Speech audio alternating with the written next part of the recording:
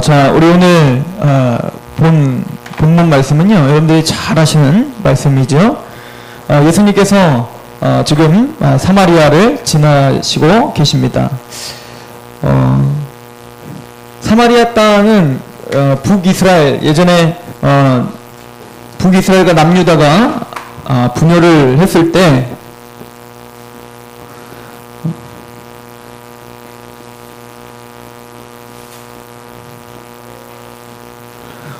남유다와 솔로몬 왕 이후에 르호보암과 여로보암으로 말미암아 나눠지게 되죠. 그래서 10지파는 북이스라엘, 그리고 2지파만 남유다, 이렇게 나눠지게 됩니다. 그런데 이 북이스라엘은 아수르라고 하는 나라에 의해서 패망하게 되죠. 근데 이 아수르라는 나라는 그 지배하는 민족을 이동시키고 또 피를 섞고 그런 정치적인 정략을 폈단 말입니다. 그러니까 이 북이스라엘의 민족들은 이미 민족 혈통이 깨져버린 지 오래가 된 거예요. 이때 이미 민족 혈통이 깨져버린 겁니다. 그러다 보니까 유대인들은 그 북이스라엘들에 대해서 혈통을 그렇게 중요하게 여기는, 남유다가 볼 때 북이스라엘은 굉장히 더러운 피인 이방인의 피를 섞였기 때문에 쳐다보도 보지 않고 웬만하면 사마리아 땅을 밟지도 않았던 것이죠. 그래서 이 북이스라엘의 수도가 사마리아고, 그래서 이제 예수님 시대에는 그 북이스라엘 사람들을 사마리아인, 이렇게 낮게 부르고 굉장히 천대했었던 걸로 우리는 알고 있습니다. 근데 유대 땅이 좀 재미있게 생긴 것은, 이 유대 땅 예루살렘이 여기 있는데 북이스라엘이 있고, 그리고 갈릴리는 또 이 북이스라엘 위쪽에 있단 말이에요. 그래서 이제 갈릴리도 유대 땅인데, 그럼 갈릴리까지 가려고 하면 이 북이스라엘 이렇게 사마리아 땅을 지나서 가야 된단 말입니다. 근데 이곳은 더러우니까, 밟기도 싫으니까 어떻게 하냐면 요단강을 건너갖고 배를 타갖고 막 가는 거예요. 그래서 이제 성경에 보면 배 타고 이렇게 지나가시기도 하고 그러는 거죠. 근데 오늘 이제 그 예수님께서는 지금 다른 제자들은 다 돌아가자 하는데 주님께서 어떻게 합니까? 그냥 사마리아 땅을 질러 가겠다고 하셔서 지금 사마리아 땅을 지금 뚫고 지금 가시는 것입니다. 예수님께서는 사마리아 땅을 이렇게 의도적으로 갔던 이유가 여러 가지 있겠죠. 성속의 개념이 없기 때문에 그럽니다. 이제 사마리아 땅도 뭡니까? 하나님의 복음이 들어가야 될 곳입니다. 하나님의 거기서 택함받은 백성들도 부르러 가야 되지요. 그러나 더 중요한 것은 이곳에서 누군가를 만나려고 하신 겁니다. 주님께서는 의도적으로 누구를 만나려고 하셨습니다. 그게 누굽니까? 바로 사마리아 여인, 오늘 이름은 모르지만 그 사마리아, 우물가에 있는 그 사마리아 여인을 만난 거죠. 그 사마리아 여인을 그 우물가에서 만나서 오늘 대화하는 장면입니다.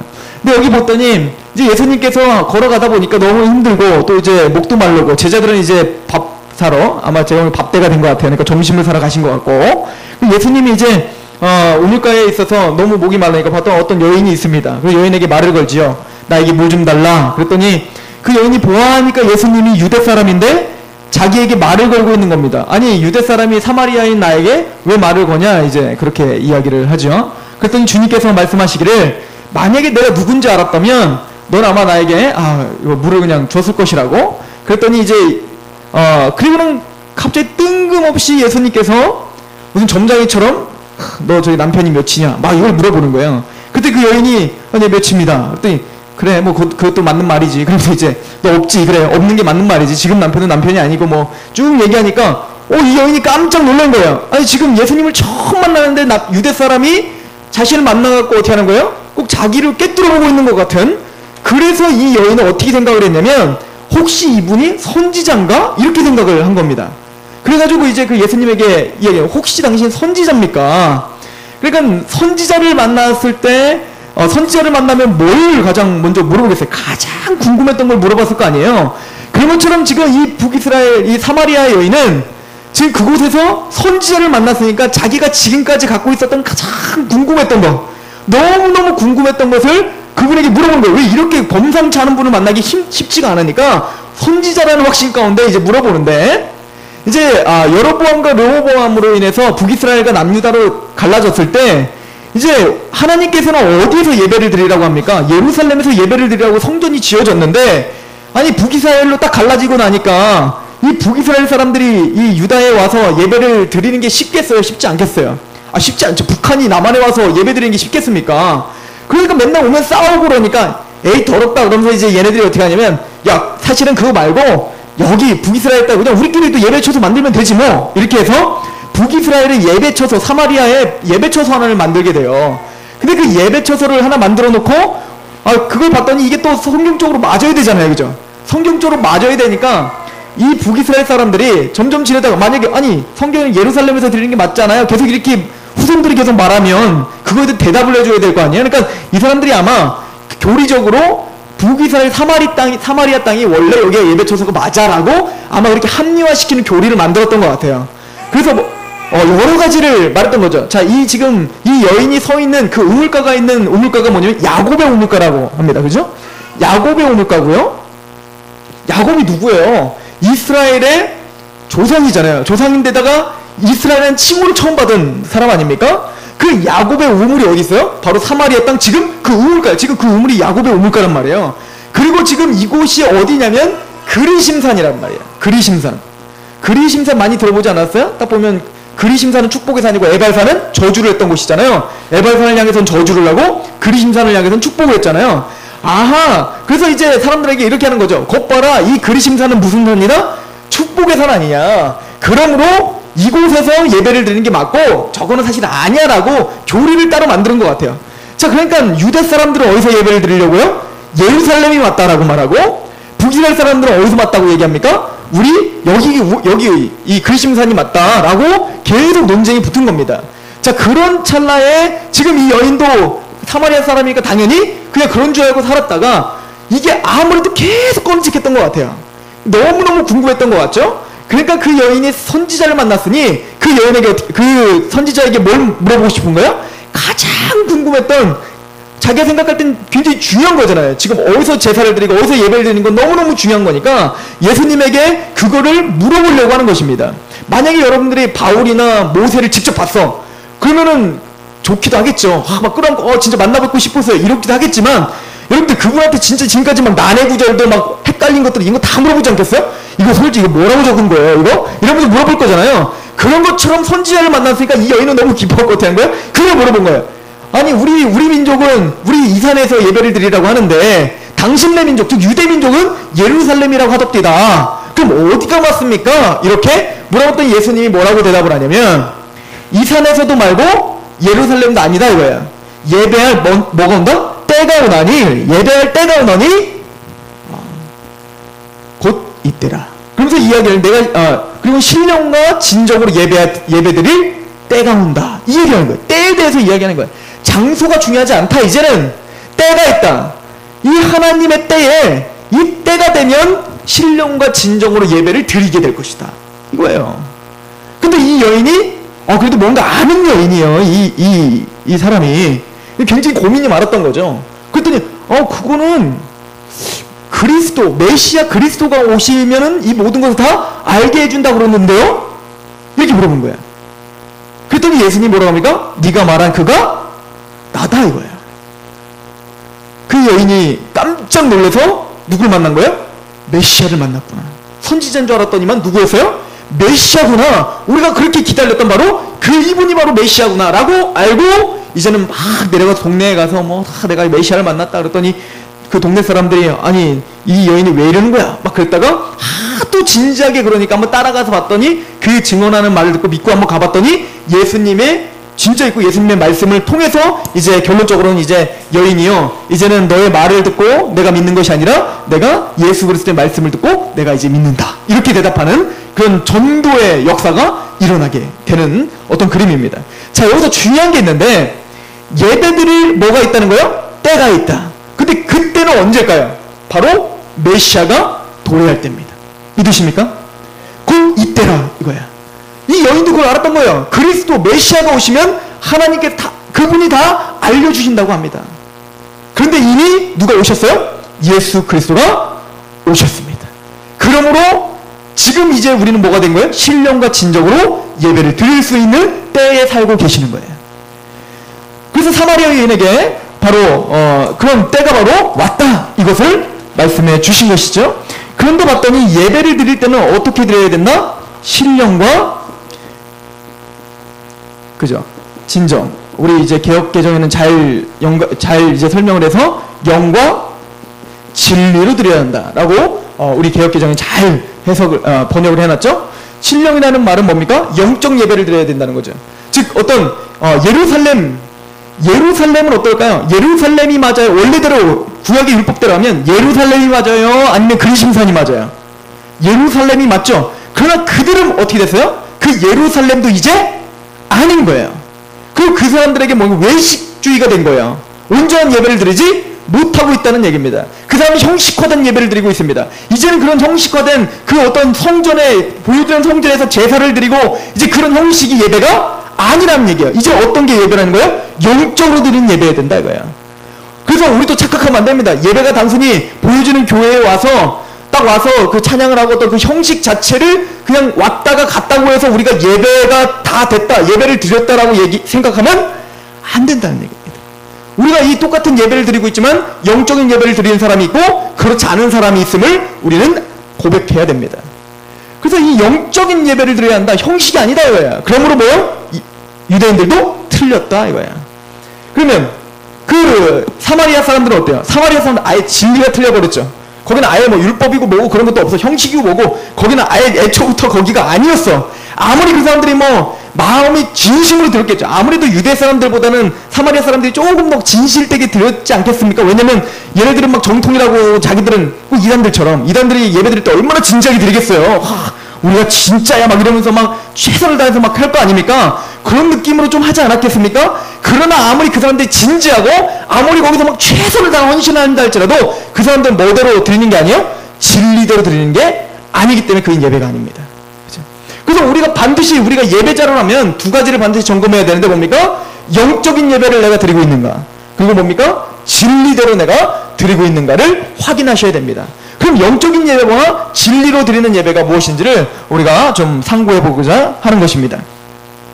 자, 이것을 우리가 상고해 볼 때는 제가 예전에 그 구원론 1단계를 하기 전에 이렇게 죄에 대한 거 이렇게 제가 했었던 거 혹시 기억나십니까? 그걸 좀 다시 좀 상기하시면서 그걸 연결지어서 우리가 볼 때 영적인 예배에 대해서 더 확실하게 보게 됩니다. 자, 하나님께서 우리 아담과 하와를 만드시고 난 다음에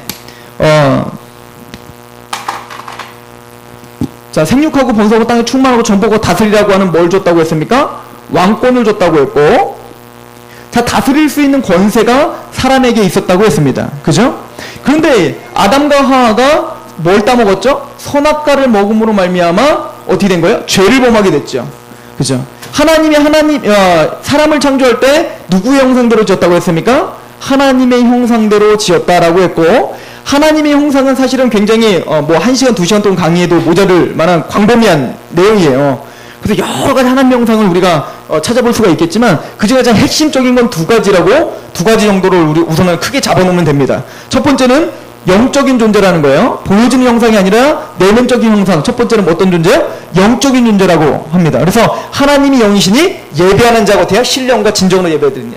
하나님은 영이시기 때문에 우리 인간을 하나님의 형상대로 우리를 영적인 존재로 만들었어요. 다른 어떤 피조물과 다르게 다른 동물들은 영이 없고 우리 인간은 영이 있다는 거예요. 그래서 가끔 저한테 와서 정말 물어보는 사람이 있는데, 강아지는 천국 가냐 뭐 이런 거 물어보는데, 강아지는 천국 같은 거 가는 게 아니에요. 그냥 없어지고 막 소멸되는 거예요. 영이 없어요. 영원한 건 사람이 영원한 겁니다.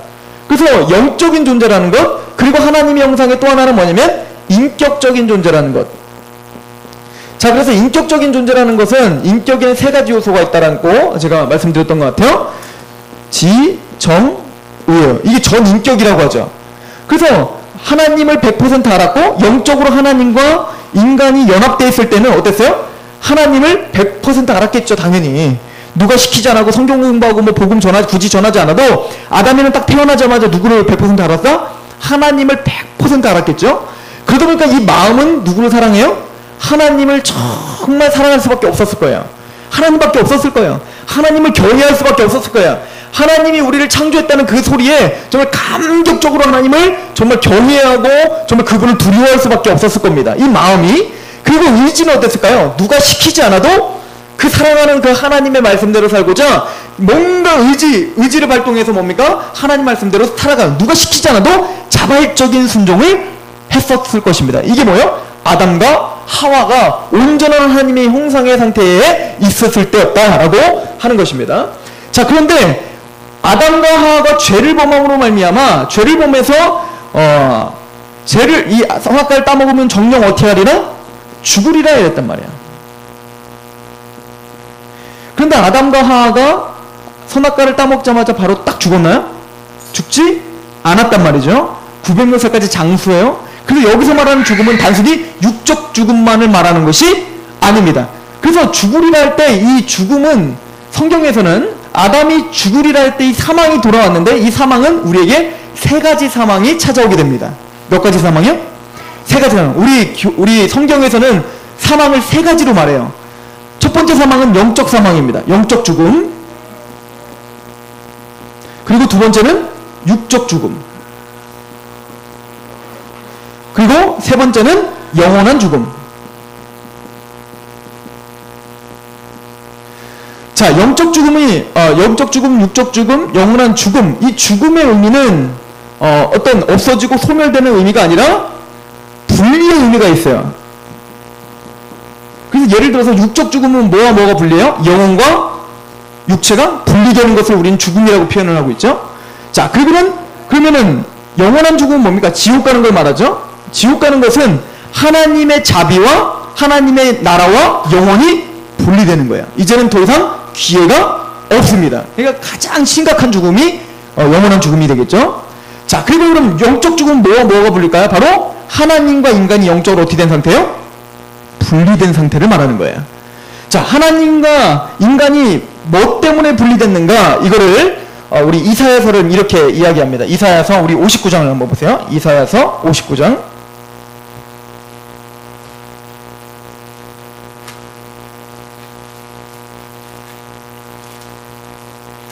이사야서 59장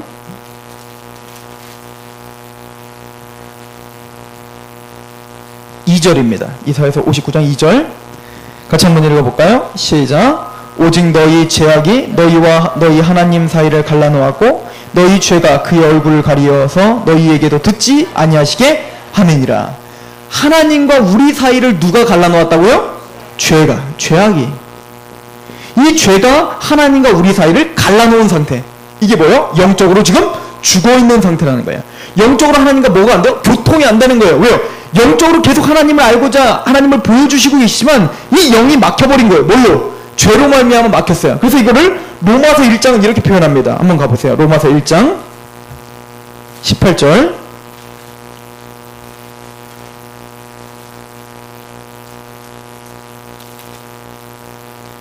자, 같이 한번 봉독합니다. 로마서 1장 18절 시작. 하나님의 진노가 불의로 진리를 막는 사람들의 모든 경건하지 않음과 불의에 대한 하늘로부터 나타나나니. 자, 보세요. 하나님의 진노가 불의, 죄악이죠. 불의가 죄잖아요. 그죠? 이 죄로 말미암아 뭐예요? 하나님의 진리를 뭐예요? 가로막고 있는 자들. 이게 뭐예요? 죄악 가운데 있는 사람들이에요. 즉 하나님은 계속 영적으로 진리를 보여주고 계시는 거예요. 하나님 계속 진리를 알려주십니다. 그게 일반 계시든 특별 계시든 하여튼 하나님 계속 진리를 보여주고 계시는데 뭐가 우리를 가로막고 있어요? 불의로. 죄가 하나님의 진리를 가로막고 있는 자들에 대해서 반드시 하나님 어떻게 하시겠다? 분노하시고 심판하시겠다라고 하나님이 지금 명하고 계시는 것입니다. 그리고 이거는 다른 말로 말하면 죄가 우리를 하나님과 가로막고 있다는 말을 우리 고린도후서 4장 4절은 많이 찾아봐서 이제 아시죠? 이 고린도서 4장 4절에 뭐요? 이 세상 신이 믿지 아니하는 자들의 마음을 혼미케 하려. 이 다른 말로 말하면 뭐요? 사탄이 우리를 어떻게 하고 있다? 장악하고 있다라고 하는 거예요. 그래서 이 사탄이 죄악이 우리를 가로막고 하나님과 우리 사이를 어떻게 한 거예요? 분리한 상태. 이 상태가 뭐요? 영적 죽음의 상태다. 이렇게 말해요. 이런 영적인 죽음의 상태에 있을 때에는 하나님과 우리 인간이 어떻게 해서 분리돼 버리니까 인격 자체가 어떻게 되는 거예요? 고장이 나는 겁니다. 우리도 영이 있죠. 영이 있고 하나님도 영이 있지만 분리가 되니까 이 영이 고장이 난 거예요. 어떻게 해요? 하나님에 대해서 모르게 되는 거예요. 그러니까 영적으로 딱 분리가 되니까 뭐가 제일 먼저 고장이 나요? 지식이 박살이 나는 거예요. 하나님에 대한 지식이 있어요, 없어요? 없는 겁니다. 그 마음은 어떨까요? 하나님을 사랑할 수가 없습니다. 그죠? 그리고 누구를 사랑합니까? 누군가를 계속 사랑하게 되는데 이 사랑이 커지면 뭐요? 승모가 되고 또 뭡니까? 예배가 되는 거거든요. 그래서 사랑의 가장 근본적인 어떤 원리는 사랑이에요. 사랑. 예배의 근본적인 원리는 사랑이에요. 누군가를 사랑하고 그것이 더 커지면 뭐가 되는 거예요? 예배가 되는 거예요. 그래서 하나님 앞에 우리는 그렇게 하나님을 숭모하고 정말 하나님을 사랑하고 하나님 예배하는 자였는데, 하나님을 모르니까 어떻게 되는 거예요? 하나님을 예배할 수가 없게 되는 마음이 된 거야. 그리고 마음이 어때요? 굳어지는 겁니다. 그분이 어디 있어? 그리고는 누구를 사랑합니까? 나 자신을 사랑하게 되는 거죠. 그러니까 어떻게 됩니까? 예전에는 아담과 하와가 에덴 동산에서는 뭡니까? 누가 시키지 않아도 말하는 것이 어땠어요? 예배였고, 행동하는 것이 그냥 예배였는데, 지금 하나님을 모르고 마음이 하나님에 대해서 굳어진 마음이 생기고 하나님을 사랑하지 않고 나 자신을 사랑하니까 이제는 어떻게 돼요? 의지는 하나님의 말씀대로 살지 않게 되는 것이죠. 내 의지대로, 내 마음대로, 내 욕심대로 살아가는 이기적인 존재가 되었다라고 성경은 말을 하고 있습니다. 이것을 에베소서 4장에는 뭐라고 말하고 있습니까? 총명이 어두워지고 무지해졌고, 그죠? 허물과 죄로 죽었던 그때에는 우리가 총명이 어두워지고 무지해졌다. 지식이 파괴됐다는 얘기예요. 그리고는 그 마음은 어때요? 마음이 굳어짐으로 말미암아 하나님이 없다 확정을 받는 거죠. 마음이 굳어짐으로 말미암아 하나님의 생명에서 떠난 자다, 이거예요. 영적으로 죽어있는 상태다. 그러니까 그 다음 절에 뭐라고 써있습니까? 자기의 죄를 욕심대로 행하는 자가 되었다. 그래서 이제는 하나님의 말씀대로 살아가는 것이 아니라 내 욕심대로 살아가는 이기적인 존재가 되었다라고 하는 겁니다. 이 상태로 있다 보니까 어떻게 돼요? 예배가 파괴하게 되는 거예요. 그래서 아담의 이 죄성을 그대로 물려받은 누구? 가인은 하나님 앞에 예배가 먼저 박살이 난 것입니다. 즉 하나님과의 관계가 박살이 나니까 예배를 드릴 수가 없게 되는 거예요. 그래서 이 하나님의 형상 보세요. 아담이가 하나님의 형상대로 창조를 받았다면 아담이 자녀를 낳을 때는 누구 형상대로 자녀를 낳아야 돼요? 당연히 하나님의 형상대로 자녀를 낳아야죠. 왜? 하나님의 형상대로 제가 만들어졌으니까. 그런데 죄를 짓고 난 후에 아담이가 자녀를 낳을 때 누구 형상대로 낳나 보세요. 우리 창세기 5장입니다.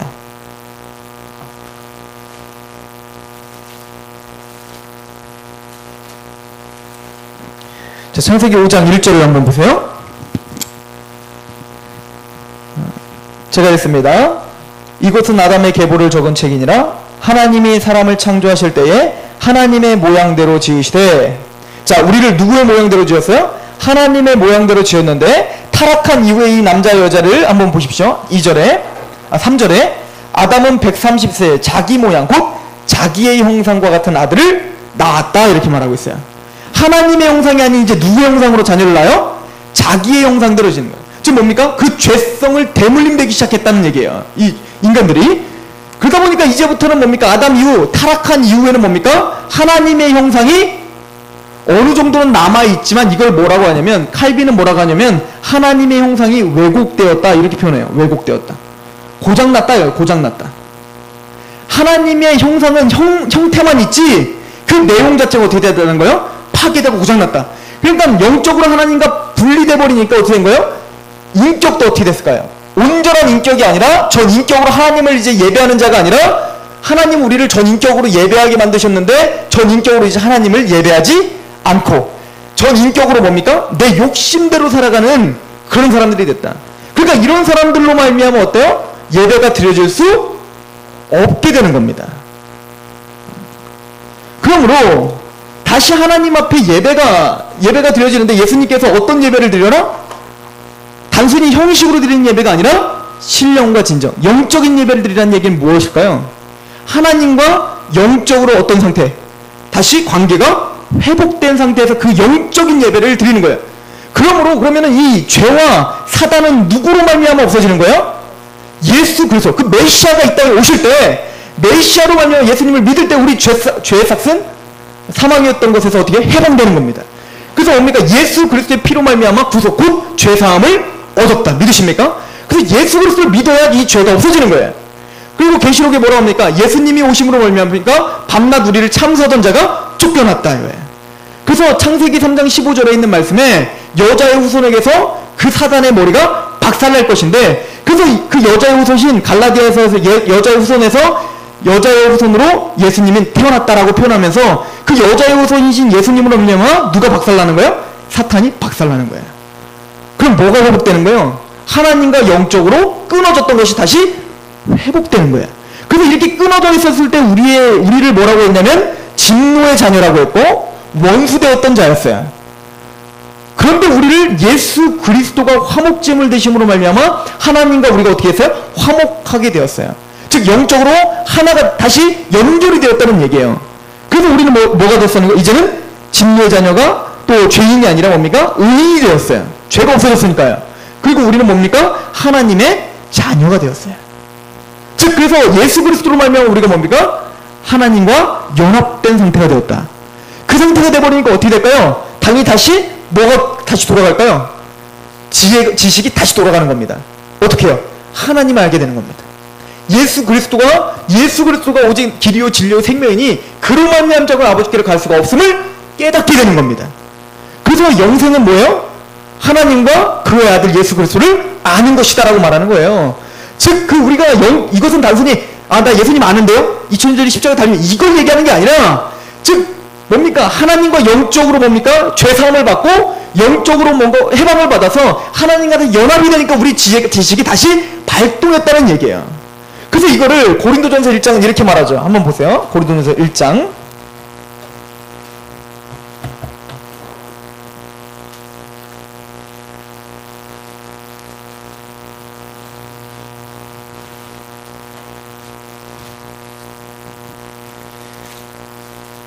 자, 1장 우리 30절 한번 보십시다.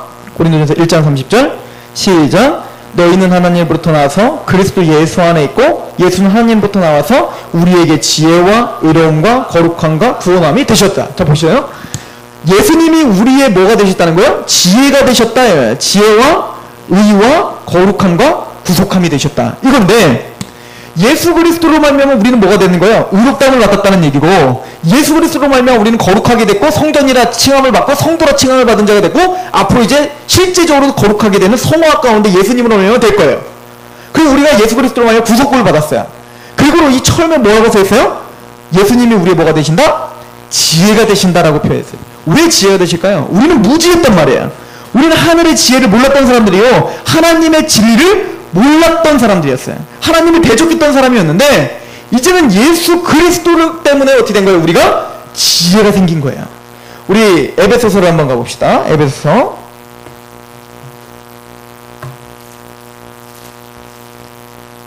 1장입니다. 1장 7절 한번 읽어봅시다. 1장 7절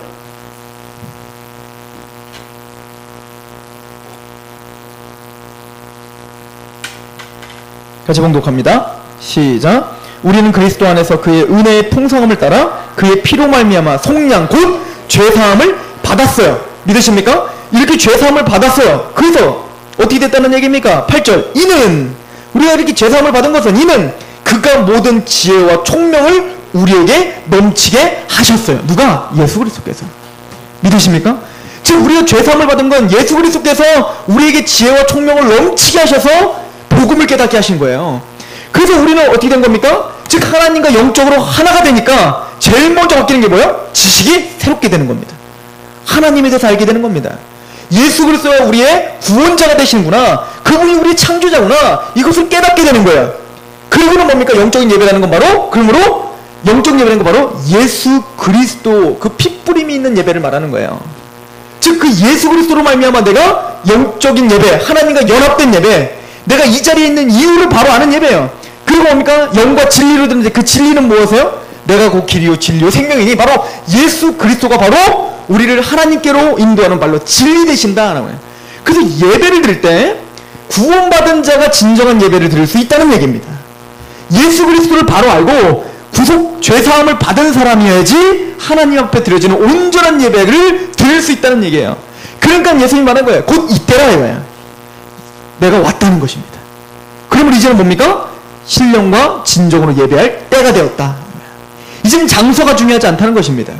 그죠? 이제는 장소가 화려하지 않더라도 두세 사람이 모여서 하나님 앞에 내가 예수 그리스도로 말미암아 구원함을 받았습니다. 거기에 감격해서 그것을 찬양하는 그곳. 그것이 뭐예요? 영적인 예배를 드리는 곳이에요. 그것이 진리로 드리는 예배예요. 그래서 진정으로 드리는 예배는 뭔가 진지한 예배를 말하는 게 아니라 바로 진리로 드리는 예배를 가리키는 것입니다. 즉 알고 드리는 겁니다. 내가 이 자리에 왜 있는지를 아는 거예요. 찬양을 부를 때도 형식적인 찬양이 아니라 왜 내가 이런 찬양을 부를 수밖에 없었는가에 대해서 감격하는 부르는 예배, 그 예배를 하나님은 받아주신다라고 성경은 말하고 있는 것입니다. 이것이 바로 영과 진리로 예배를 드리는 자예요. 그래서 이제 여러분들이 이제 잘 아는 말씀 아닙니까? 에베소서 1장에 보면 제가 몇 번 반복을 우리가 해서 찾아본 것 같아요. 에베소서 우리 1장 3절에서 5절에 보면 이렇게 말을 합니다. 우리 구원에 대해서 1장 3절에서 5절에 찬송하리로다 하나님 곧 우리 주 예수 그리스도의 아버지께서 그리스도 안에서 하늘에 속한 모든 신령한 복을 우리에게 주시되 곧 창세전에 그리스도 안에서 우리를 택하사 우리로 사랑 안에서 그 앞에 거룩하고 흠이 없게 하시려고 그 기쁘신 뜻대로 우리를 어떻게 하십니까? 예정하십니다. 누가요? 성부 하나님께서. 여기 봤더니 누구라고 써 있어요? 주 예수 그리스도의 아버지께서. 그죠? 즉 성부 하나님께서 우리를 택정하시고 예정하시고 선택하셨다라고 이야기를 하고, 그럼 예수 그리스도 성자 예수님께서는 우리를 위해서 구원을 위해서 뭐 하셨대요? 7절에 우리는 그리스도 안에서 그의 은혜의 풍성함을 따라 그의 피로 말미암아 속량 곧 죄사함을 받죠. 그래서 예수님은 그 우리를 구원시켜 주시기 위해서 하나님의 뜻을 이루시기 위해서 이 땅에 나를 대신하여 십자가에 돌아가셨다라고 말합니다. 그럼 성부 성령 하나님을 우리를 위해서 뭐 하신다고요? 13절에 그 안에서 너희도 진리의 말씀 곧 너희의 구원의 복음을 듣고 그 안에서 또한 믿어 약속의 성령 인치심을 받는다. 즉 구원의 그 진리를 우리에게 어떻게 해요? 인쳐주고 적용시켜주는 역할을 누가 하세요? 성령 하나님이 하시는데, 그 세 분이 하시는 궁극적인 목적 자체가 다 뭐였어요? 성부 하나님이 그렇게 우리를 예정하시고 택하시고 계획하시는 목적이 뭐라고 이야기합니까? 우리 6절 같이 한번 읽어봅니다. 시작. 이는 그가 사랑하시는 자 안에서 우리에게 거저 주시는 바 그의 은혜의 영광을 찬송하게 하려 하십니다. 성자 예수님께서 우리를 위해서 왜 십자가에 돌아가신 것입니까? 그렇게 헌신하신 이유가 뭡니까? 12절 같이 한번 읽어봅니다. 시작. 이는 우리가 그리스도 안에서 전부터 바라던 그의 영광에 찬송이 되게 하려 하심이니라. 성령 하나님께서 왜 우리를 구원을 적용시켜 주시고 오늘도 살아계셔서 우리에게 역사하십니까? 14절입니다. 시작. 이는 우리 기업의 보증이 되사 그 얻으신 것을 속량하시고 그의 영광을 찬송하게 하려 하심이니라. 다 뭐예요? 영광과 찬송을 위해서. 아하, 하나님께서 원래 인간을 만드신 목적이 있어요. 그죠? 모든 물건들은 다 목적이 있지 않습니까? 예를 들어 이 보드마카도 목적이 있는 거예요. 근데 이 보드마카가 목적은 뭡니까? 쓰게 하는 목적이 있어요. 아무 인생도 다 목적이 없는 게 없는 거예요. 그런데 이 보드마카가 써지는 것이 써지질 않아요. 아무리 잘생기고 아무리 이뻐도 써지지 않으면 이 보드마카는 어떻게 할까요? 버려야 되는 겁니다. 폐기 처분해야 돼요. 마찬가지로 하나님이 우리 인간을 창조하신 목적이 무엇입니까? 이사야서를 한번 보시겠어요? 우리 이사야 43장.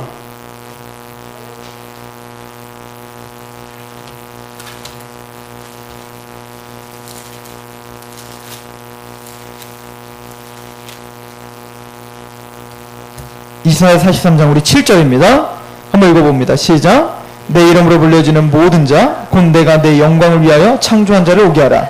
그를 내가 지었고 그를 내가 만들었느니라. 하나님이 우리를 창조하신 이유가 뭐라고요? 내 이름을 불려지는 모든 자 곧 내가 내 영광, 하나님의 영광을 위해서 우리를 창조했다는 거죠. 또 하나를 보면 우리 21절입니다. 43장 21절 시작. 이 백성은 내가 나를 위하여 지었나니 나를 찬송하게 하려 함이라. 하나님을 영광을 드리게 하기 위해서, 하나님을 찬송하게 하기 위해서 우리 인간들을 만들었는데, 아까도 말했듯이 죄를 범함으로 말미암아 하나님께 영광을 드리고 하나님께 찬송을 드리는 것이 어떻게 해서 박살나고 예배자에서 떨어지게 됐단 말이야. 그래서 이 우리 존재 목적을 다시 어떻게 해요? 회복시켜 주시기 위해서 하나님께서 우리를 택정하시고 예수님께서 우리를 위해서 구속하시고 성령님께서 우리에게 지금도 살아서 적용시켜 주시는 거예요. 그 이유는 뭐라서 아까도 영광과 찬송을 위해서, 영광과 찬송을 부르게 하려 합니다. 영광과 찬송을 부르게 하려 합니다. 우리의 원래 창조 목적이 다시 어떻게 하는 거예요? 회복되게 하기 위해서 하나님은 이 땅에 오신 것입니다. 믿으십니까? 그래서 예수 그리스도로 말미암아 우리는 뭐가 됐다는 거예요? 바로 예배자가 된다는 거예요. 영과 진리로 드리는 예배자가 된다라고 이야기를 하는 것입니다. 그러므로 구원받지 못한 사람들이 예배를 드리는 것은 성경적으로 봐서는 뭡니까? 영과 진리로 드리는 예배가 되지 못한다는 얘기예요. 그래서 무엇보다 뭘 받아야 돼요?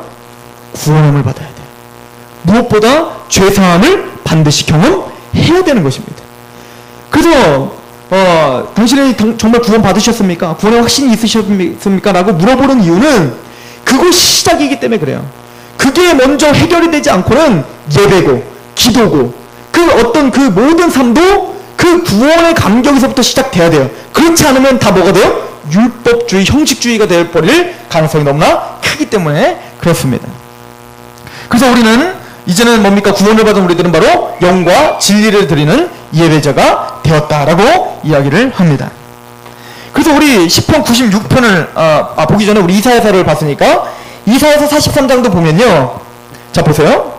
하나님께서 이렇게 구원함을 주신 지금 내 영광을 위해서 창조한 자, 나를 찬송을 부르게 하려 창조한 자, 이 사람들이 그럼 누가 영광과 찬송을 부를 수 있는가? 43장 1절에 보세요. 같이 한번 읽어봅니다. 시작. 야곱아 너를 창조하신 여호와께서 지금 말씀하시느니라. 이스라엘아 너를 지으시니가 말씀하시느니라. 너는 두려워하지 말라. 내가 너를 구속하였고 내가 너를 지명하여 불렀나니 너는 내 것이라. 어떤 사람이 찬송을 부르기 위해서 만들었고 하나님의 영광을 드리기 위해서 만들었다는 거예요? 하나님의 창조를 받고 그리고 어떻게 뭘 받은 자?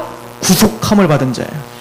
하나님께 영광을 드릴 때는 두 가지로 영광을 드리게 되어 있어요. 첫 번째는 뭐라고요? 하나님은 나를 창조하셨습니다. 그리고 뭡니까? 나를 구속하셨습니다. 라고 고백하는 자. 이 사람이 뭡니까? 바로 하나님께 영광과 찬송을 드릴 수 있는 자다. 라고 하는 것입니다. 그래서 그 예배의 핵심은 바로 영광과 찬송을 드리는 것은 바로 하나님이 우리를 창조하셨고 그리고 우리를 구속하셨음. 이것이 가장 핵심이 됩니다. 그래서 우리 출애굽기 20장을 한번 보세요. 출애굽기 20장.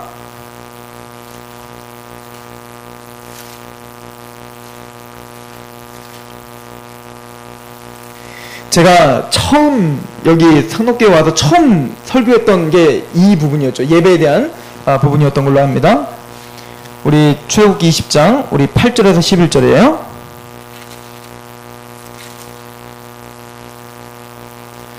자, 같이 한번 읽어볼게요. 20장 8절에서 11절 시작.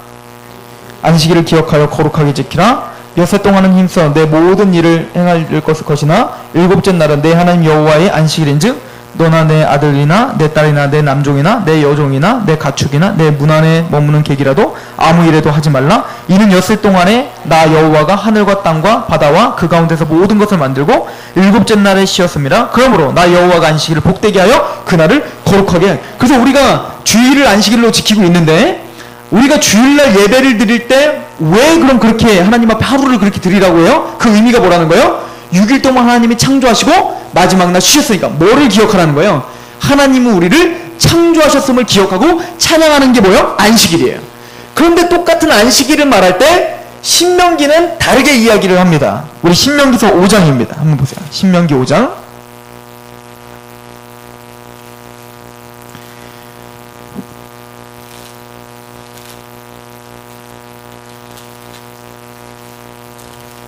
신명기 5장 우리 14절입니다. 14절 15절. 자, 같이 한번 읽어볼까요? 시작. 일곱째 날은 내 하나님 여호와의 안식일인즉 너나 내 아들이나 내 딸이나 내 남종이나 내 여종이나 내 소나 내 낙이나 내 모든 가축이나 내 문 안에 유하는 객이라도 아무 일도 하지 못하게 하고 내 남종이나 내 여종에게 너같이 안식하게 할지니라. 너는 기억하라. 내가 내 애굽 땅에서 종되었더니 내 하나님 여호와가 강한 손과 편팔로 거기서 너를 인도하여 내었나니 그러므로 내 하나님 여호와가 내게 명령하여 안식일을 지키라 하느니라. 신명기에서는 뭐 때문에 안식일을 지키라는 거예요? 내가 너희를 출애굽시킨 그 하나님이다. 내가 너희를 구원했다 이거야. 그럼 안식일을 지키는 두 가지 의미를 이렇게 말합니다. 뭐라고요? 하나님 우리를 창조하셨고 또 우리를 어떻게 하셨다는 거예요? 구속하셨음을 찬양하는 것이 바로 예배입니다. 그렇습니다. 하나님 나를 창조하셨고 하나님 나를 구속하셨습니다 라고 고백을 해요. 그래서 시편 96편을 한번 보세요. 시편 96편. 제가 지금 두 번째 장 하고 있는 건 알고 계시죠? B번을 하고 있는 거예요. B번의 1번. 자, 시편 96편 우리 5절입니다. 같이 한번 읽어봅니다. 시작. 만국의 모든 신들은 우상들이지만 여호와께서는 하늘을 지으셨다. 하나님은 뭐예요? 창조주라는 거예요. 그리고 3절을 한번 읽어봅니다. 3절 시작. 그의 영광을 백성들 가운데 그 기이한 행적을 만민 가운데 선포할지어다. 이렇게 말하고 우리 2절 한번 봅니다. 시작. 여호와께 노래하여 그의 이름을 송축하며 그의 구원의 날을 날마다 전파하라. 지금 시편에서도 그래서 뭐를 하나님을 찬양합니까? 우리를 구원한 날을 전파하라. 그 두 번째는 뭐예요? 그는 창조하시다. 하늘을 창조하신 분이다. 즉 그 우리를 지금 구원하신 그분은 누구라는 거예요? 바로 창조주다라고 하는 겁니다. 이스라엘 백성들도 바로 그 감격에 있었던 거예요. 출애굽을 시킨 그 어마어마한 홍해의 구원을 시켜주신 그분은 뭐라는 거예요? 태초의 천지를 창조하신 여호와다. 여기에 감격하는 겁니다. 그분은 뭡니까? 말할 수 없는 감격으로 하나님을 찬양하는 상태 되는 거예요. 이것이 뭡니까? 영과 진리로 하나님께 드리는 예배예요. 진리로 드리는 예배예요. 알고 드리는 겁니다. 그분은 나의 창조자구나.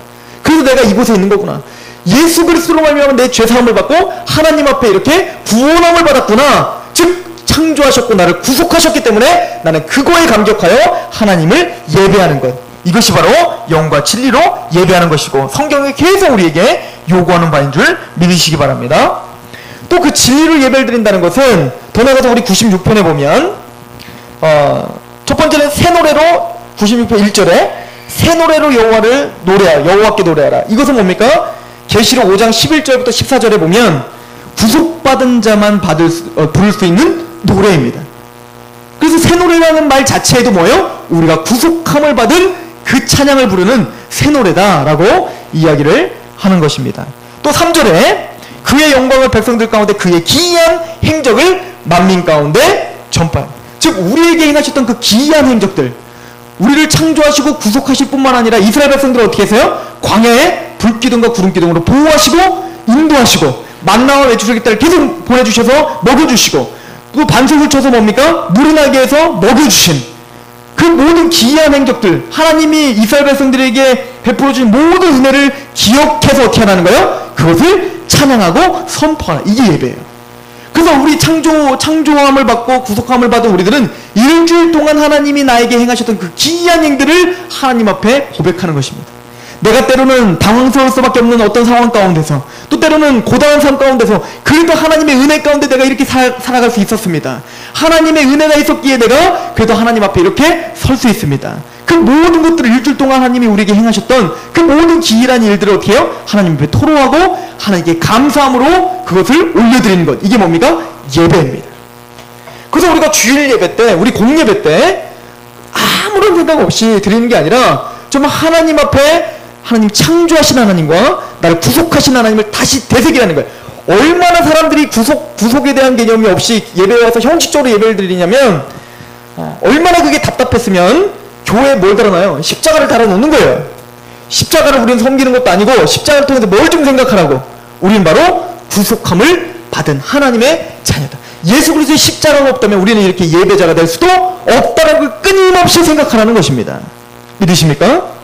그래서 우리는 그 구속과 찬송과 창조와 그리고 우리를 하나님의 섭리 가운데 인도하신 그 하나님을 찬양하는 그런 예배로 우리가 드려야 될 줄로 믿습니다.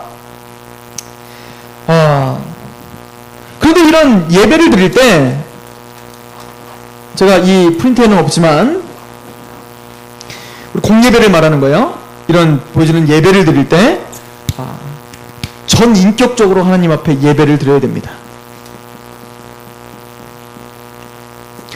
아까도 전 인격이 뭐라고 했습니까? 지정이죠. 하나님 앞에 예배를 나올 때는 지정의를 다 드려서 나와야 돼요. 이게 온전한 예배가 되는 것입니다. 지식은 뭡니까? 아까도 말했지만 창조하심과 구속하심, 내가 이곳에 있는 이유를 알고 드리는 예배예요. 그리고는 마음은 어때요? 그분을 지극히 사랑하고 그분 앞에 감격하는 마음으로 오셔야 됩니다. 감정이 예배는 아닙니다. 찬양이 음이 좋아서 눈물을 흘릴 수가 있다는 거 우리 명심하시기 바랍니다. 제가 요즘에 그 TV 프로그램 하도 김종희 장로님이 그거 너무 재밌다고 막 그래갖고 나는 가수사를 좀 봤어요. 아주 잘 보고 있습니다. 요즘에 계속 보고 있는데 언젠가 한 번은 찬송도 아니고 찬양도 아닌데 가수가 너무 노래를 잘하니까요, 눈물이 나요. 막 가슴이 막 울컥해요. 그거 보신 분 알겠지만 가끔, 그리고 거기 오는 분들 보니까요, 요번 주에도 그래요. 요번 주에도 그 가수가, 어떤 가수가 이제 노래를 부르니까요, 그분들 아예 올 때 딱 은혜 받으려고 작정하고 왔더라고요. 오늘 감격스러울 것 같아요. 감동일 것 같아요. 그리고 아예 딱 노래를 부르면 어떻게 하고 있냐면 딱 이렇게 하고 듣고 있더라고요. 아니, 가수 그 가요를 듣는데 어떻게 듣냐면 이렇게 들어요. 막 눈을 감고 막 이렇게 듣는 거예요. 아니나 말라요? 그 사람들 막 눈물을 흘리면서 그걸 듣는 거예요. 근데 그 감정이요, 우리 예배 드릴 때 그 감정이랑 다를까요? 똑같을 수 있다는 얘기예요. 그 얘기는 뭐냐면 감정이 예배가 아니라는 걸 명심하시기 바랍니다. 제가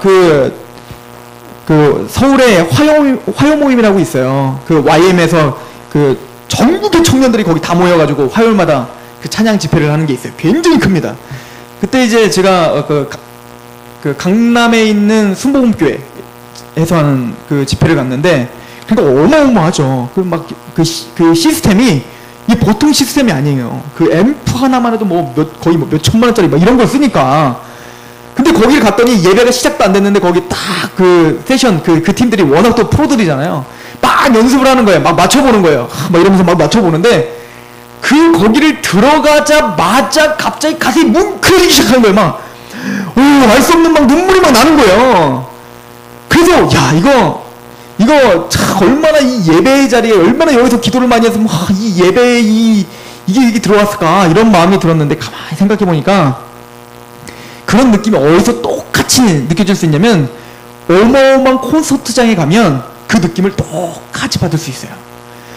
정말 큰 콘서트장에 한번 가보시면요, 그 커다란 앰프와 그 빵빵거리는 그 앰프들이 딱 오면 내 가슴을 치거든요. 그런데 듣기 좋은 멜로디가 막 오면 나도 모르게 뭉클한 가슴이 들면서 막 눈물 날 것 같은 그런 마음이 든다니까요. 그래서 우리는 착각하시면 안 돼요. 음악을 예배라고 생각하면 안 되는 것입니다. 이해가십니까? 또 뭔가 느낌을 받으려고 자꾸 하면 안 되는 거예요. 우린 깨어 있어야 돼요. 어떻게 해요? 지식적으로 뭡니까? 지적인 예배를 드려야 돼요. 내가 왜 여기 있는가? 좀 깨달아야 돼. 자꾸 막 느끼려고 하지 말고요, 좀 깨달으셔야 돼요. 이해가십니까? 이 말씀이 도대체 뭔가? 하나님 나에게 주신 말씀이 뭔가? 내가 왜 이곳에서 감사를 할 수 있는가? 이것을 좀 아시고 드려야 돼요. 그러나 그 감정이 예배는 아니지만, 하나님의 예배자는 감정 또한 어떻게 될까요? 감격스럽게 돼요. 그래서 감정도 드려지게 되는 거예요. 이해가세요? 이거 명심하셔야 됩니다. 그 감정 자체는 예배는 아니지만, 그렇다고 예배의 요소에 감정이 빠질 수도 없다는 얘기예요. 그러니까 이건 위험하면서도 우리에겐 반드시 있어야 되는 겁니다. 생각해보세요. 미리암이 출애굽을 경험한 다음에, 출애굽을 경험한 소고를 칠 때 아무 감정 없이 막 이러면서 쳤을까요? 이거 맞나? 막자 맞나? 이러면서 쳤을까요? 그게 아니죠. 말할 수 없는 감사와 눈물이 막 쏟아지면서 춤을 췄을 거 아닙니까? 이해가세요? 그게 예배예요. 하나님 앞에 정말 구원과 그 찬송을 경험한 사람은 무미건조하게 드릴 수가 없게 되어 있습니다. 반드시 내 마음에 감격이 차 있어야 돼요. 물론 때로는 감격이 없을더라도 그건 예배가 될 수 있어요. 그러나 우리는 뭡니까? 감사와 감격을 할 자세를 갖고 오셔야 됩니다. 말씀을 끊임없이 내가 감사할 그 마음으로 우리가 오셔야 됩니다. 그리고 그 감정을 하나님 앞에 드려야 될 줄로 믿습니다. 그리고 또 뭘 드려야 된다고요? 의지를 드려야 돼요. 의지. 그래서 이 부분에 있어서 우리는 조심하셔야 됩니다. 아니 이렇게 요즘에 인터넷도 좋은 말씀 많은데 그냥 집에서 예배 드리면 되지 않습니까? 아니요. 뭘 드려야 된다고요? 의지를 드려야 된다고요. 내 몸을 쳐서 복종시켜야 되는 거예요. 멀리 가는 거예요.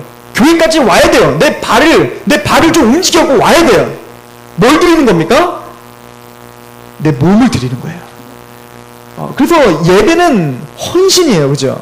내 몸을 드려지는 거지, 단순히 내 정신만 드리는 게 아니란 말입니다.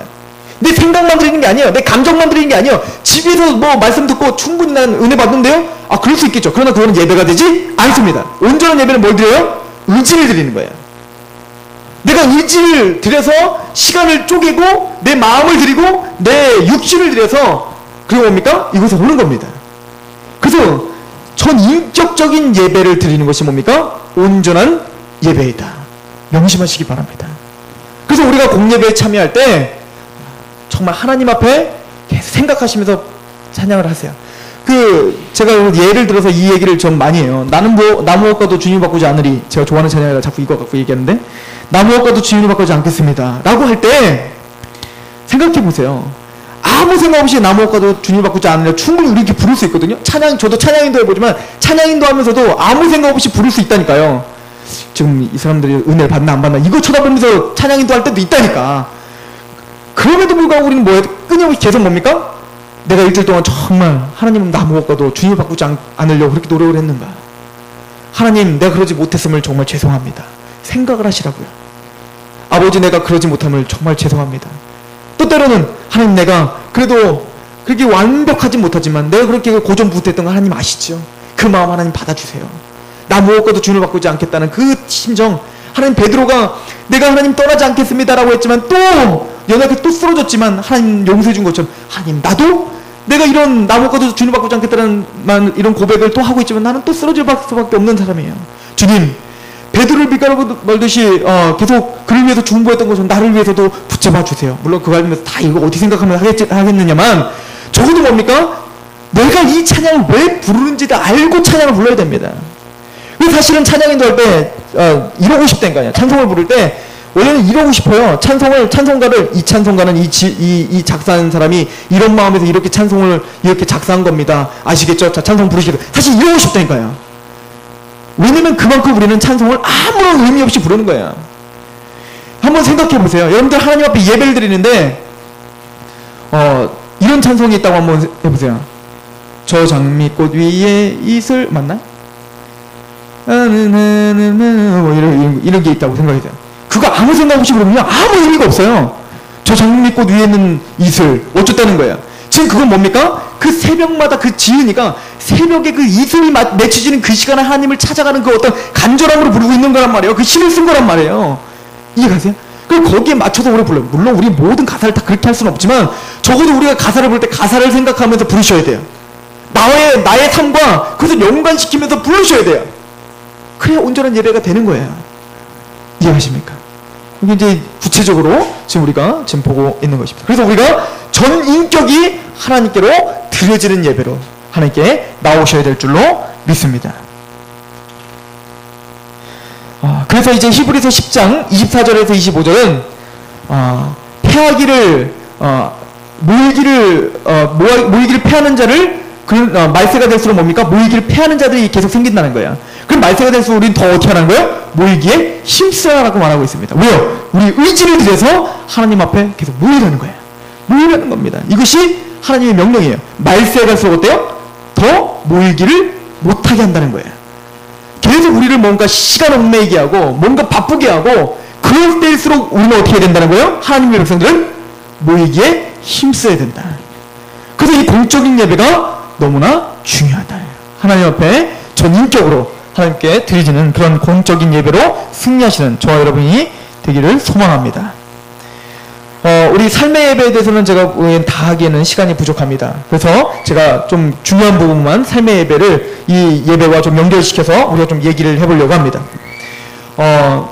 제가 그 세 번째 장에 보면요, 비번에 거룩한 산제물로 드리는 예배라고 이야기하면서 그 밑에 보면 A.W. 토저라고 하는 분이 쓰신 그 글이에요.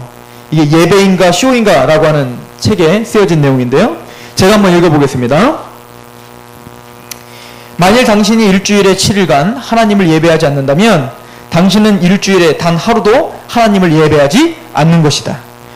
주일 예배 후에 월요일 예배, 화요일 예배, 수요일 예배 등으로 삶의 예배가 계속 이어지지 않는다면 주일 예배도 의미가 없다. 일주일에 오직 주일 하루, 그것도 교회에 한 번 가는 것으로 자신의 의무를 다했다고 믿는 사람들이 너무나 많다. 그 중에는 주일에 교회에 2번 나가는 사람들도 있는데 그들은 자신들이 대단한 일을 한 것처럼 그것을 아주 자랑스러워한다. 그러나 한 번 가든 2번 가든 그것은 모두 동일한 날에 이루어지는 것이다. 어차피 주일은 온전히 예배드리는 날이 아닌가.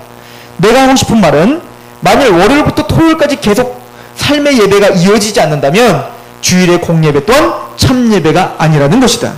이건 무슨 얘기냐면 하나님이 우리에게 주신 그 예배에 대한 궁극적인 우리가 지향해야 될 곳은 공예배를 우리가 충실하게 드리되 뭐와 연결이 돼야 된다는 거예요? 삶의 예배에 승리를 해야 하나님 앞에 드려지는 온전한 예배가 된다는 얘기예요.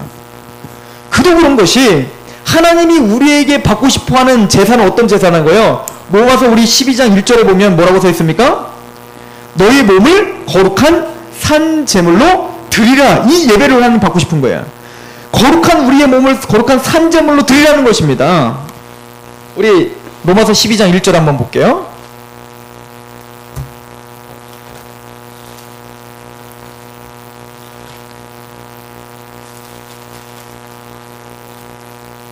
로마서 12장 1절 같이 한번 읽어봅니다. 시작. 그러므로 형제들아 내가 하나님의 모든 자비하심으로 너희를 권하노니 너희 몸을 하나님이 기뻐하시는 거룩한 산제물로 드리라. 이는 너희가 드릴 영적 예배니라. 여기서 이제 영적 예배니라 할 때 이 영적 예배라고 하는 단어는 로키아라고 하는 단어를 써요. 이 단어는 헬라어 말로 뭐냐 합리적인 이런 뜻이에요. 합리적인 이치에 맞는 이런 뜻이에요. 즉 우리가 영적 제물로 하나님께 우리 몸을 드리는 것이 합리적이고 합당한 예배다 이런 뜻이 되는 거예요. 그 얘기는 뭐냐면 우리가 알고 있듯이 로마서 1장부터 11장까지 우리가 11장까지 하나님의 은혜로 구원함을 받았고 그 은혜에 감격한 사람들입니다를 계속 설명하는 겁니다. 우리는 믿음으로 구원을 받았습니다. 그러므로 우리가 뭡니까? 하나님 앞에 우리의 몸을 거룩한 산제물로 드리는 것이 마땅한 예배입니다 라고 말하고 있는 거예요. 그래서 우리는 구원함을 받았으니 마땅히 어떻게 해야 되는 거예요? 우리의 삶을, 우리의 몸을 하나님께 드려야 된다는 것입니다. 그래서 우리의 몸을 하나님께 드리고 영적인 예배를, 즉 합리적인 예배를 드리기 위해서는 그러기 위해서 어떻게 해야 돼요? 하나님의 뜻을 먼저 분별해야 될 거 아니에요. 그래야 우리의 몸을 하나님께 드리죠. 내 몸을 쳐서 하나님 말씀 앞에 복종하죠.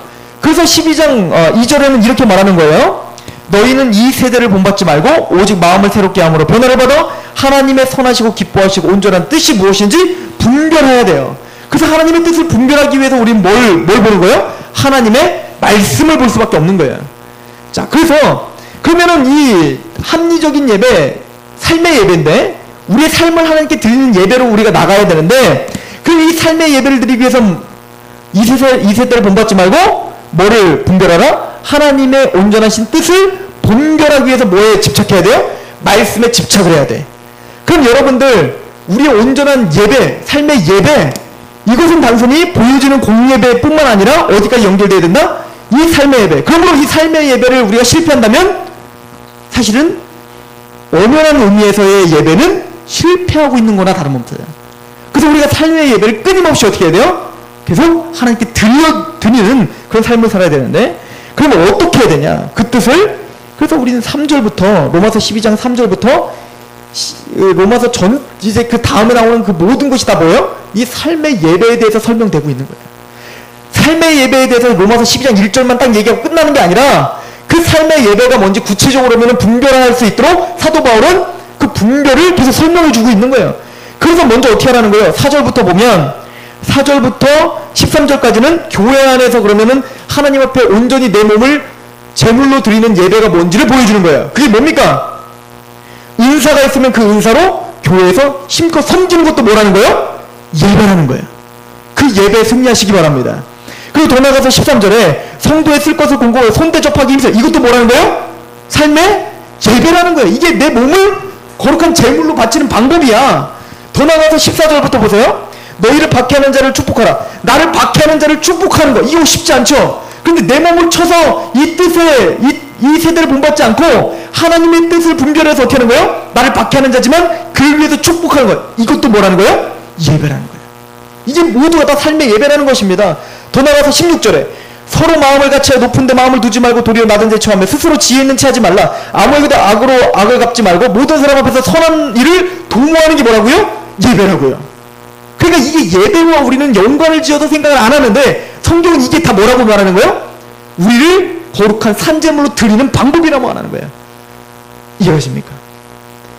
이 부분이 우리가 항상 상실됐기 때문에 크리스찬이 힘이 없는 겁니다. 수요 예배, 금요 예배, 철야 예배 다 드리는데 삶이랑은 전혀 연관이 안 돼. 그러니까 뭡니까? 그 크리스찬들에게 뭡니까? 힘이 없어지는 거예요. 그러나 성경에서 말하는 예배는 어디까지 드려지는 예배? 우리의 전 삶을 하나님께 드리는 예배. 그래서 우리가 궁극적으로 지향하는 거 뭡니까? 아담과 하하가 에덴 동산에서 제사를 드리지 않았지만 타락하기 전에 하나님과 온전한 관계에 있을 때 어떻게 됐습니까? 생각하는 게 예배요, 말하는 게 예배요, 그냥 걸어다니는 것 자체가 뭐예요? 전체가 다 뭐였어요? 예배자였던 것처럼 우리가 지향하는 것도 먹든지 마시든지 무엇을 하든지 하나님의 영광을 위하여 하는 그 삶까지 가는 것이 우리 예배의 궁극적인 목적이 있는 거예요. 그래서 이 주일 예배의 목적을 좀 바로 아셔야 돼요. 주일 예배는 뭡니까? 일주일 동안 내 삶을 하나님께 제물로 가져오는 거예요. 그래서 제물로 가져오는데 하나님께 예물 가지고 와라. 그런데 우리가 그래서 그 예물이 단순히 돈이 아니란 말이에요. 여러분들이 지금까지 번 돈을 가지고 하나님 받으세요 라고 돈을 드리는 게 아니라 그 돈은 우리 뭘 드리는 의미냐면 우리의 삶 전체를 드리는 의미예요. 왜냐면 돈으로 못하는 게 뭐 있어요?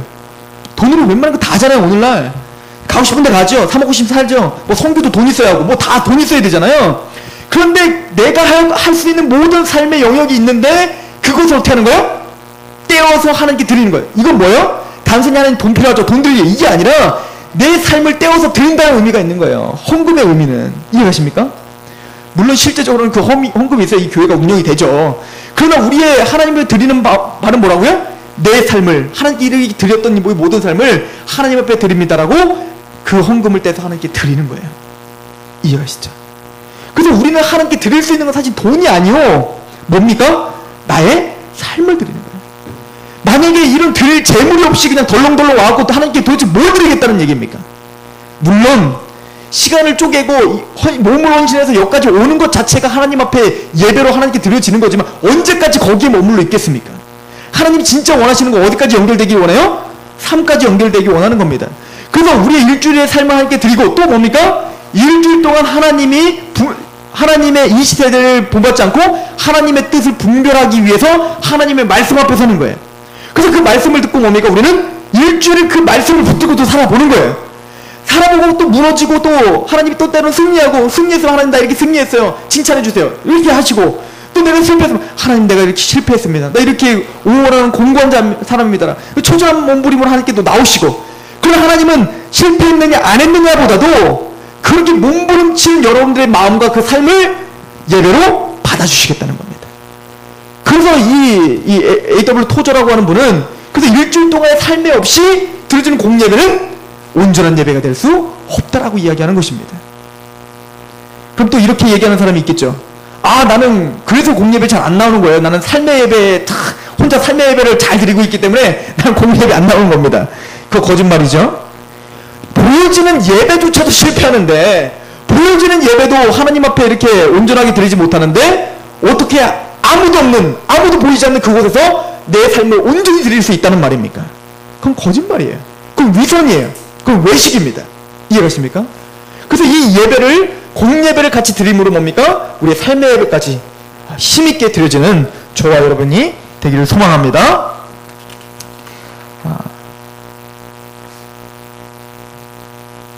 나중에 시간이 될 때 우리 삶의 예배에 대해서는 나중에 설교 시간을 통해서 좀 더 우리가 자세하게 하도록 하겠습니다. 오늘 예배의 본질과 우리 드려지는 공예배에 우리가 어떤 마음으로 예배를 드려야 되는지 그리고 그 예배와 삶의 예배가 어떻게 연관이 되는지를 우리가 상고해 보았습니다. 저와 여러분이 하나님 앞에 영과 진리로 온전히 우리의 삶까지도 드려지는 그런 예배자로 서시기를 소망합니다. 그리고 우리 상록교회가 그런 예배자들로 모여지는 또 그런 예배자들이 자꾸 세워지는 그런 교회가 되기를 원합니다. 여러분들 선교가 뭐라고 생각합니까? 선교와 복음 전파. 물론 이 사람들을 구원시키는 거죠.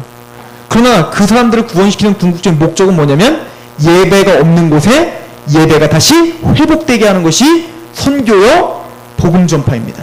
믿으십니까? 우리가 전도하는 것도 뭡니까? 예배를 위해서예요. 우리가 선교를 가는 것도 뭘 위해서요? 예배가 없는 곳에 예배를 다시 회복시키기 위한 것입니다.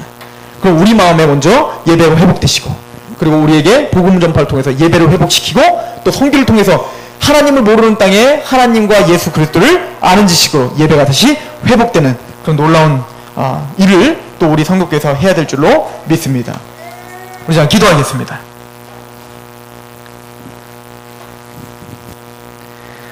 하나님 아버지, 우리 오늘 예배에 대해서 우리가 상고해 보았습니다. 하나님 아버지요, 우리를 예수 그리스도로 말미암아 구원시켜 주시고, 또 하나님께서 우리를 구원시켜 주신 하나님께서 우리를 창조하신 분임을 하나님 경배하고 찬양할 수밖에 없습니다. 아버지여, 이 감사와 감격이 단순히 감정에서 끝나는 것이 아니라 우리의 삶에서 열매를 맺을 수 있도록 하나님이 인도하여 주시옵소서. 그래서 삶의 예배로 아버지는 우리가 승리할 수 있도록 하나님 인도하여 주시옵소서. 그렇게 하실 하나님을 기대하며 예수 그리스도 이름으로 감사하며 기도하옵나이다. 아멘. 우리 다 같이 한 목소리로 같이 기도 하나 하고 마쳤으면 좋겠는데요. 우리 이 시간에는 두 가지 위해서 기도했으면 좋겠습니다. 우리 오늘 말씀 드린 것처럼 우리 개인이 그리고 우리 교회가 정말 이 예배가 회복되는 그런 부흥이 있길 원합니다 라고 기도했으면 좋겠고요. 두 번째는 우리 문경수 집사님을 위해서 좀 기도해 주시기 바랍니다. 오늘 아침 9시에 오전 9시에 아마 항암치료가 시작됐고 9시 20분에 저에게 전화가 와서 마음에 평안이 없다고 기도 좀 해달라고 해서 전화로도 기도를 해드렸는데요. 그만큼 문경수 집사님이 굉장히 심적으로 굉장히 지금 힘든 상태에 있다는 얘기예요. 그 마음 안에 다시 한번 예배가 회복되게 해 주시옵소서라고 기도해 주십시오. 예배가 회복돼야 심적으로 평안이 옵니다. 그 마음에 하나님 강하게 역사해 주셔서 그 창조하시고 구속하신 그 하나님의 놀라운 섭리가 거기에 예배의 불이 강하게 붙게 해 주시옵소서라고 우리 같이 기도했으면 좋겠습니다. 기도하시겠습니다.